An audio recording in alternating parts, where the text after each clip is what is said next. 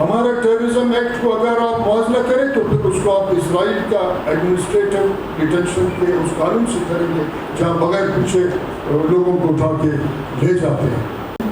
یہاں ہم جب ہیں اور پولیٹیکل پارٹی نے جب خلا پیدا کیا، جب ہم کہتے تھے صوبہ خود مختاری، جب ہم کہتے تھے آئینی بالادستی، آج خلا پیدا کرنے کے بعد لوگ صوبہ خود مختاری کا بات نہیں سنتے. لوگ کہتے آزادی، لوگ کہتے آزاد کرو ہمارے وطن کو، لوگ آزادی کا نعرہ لگا رہے ہیں.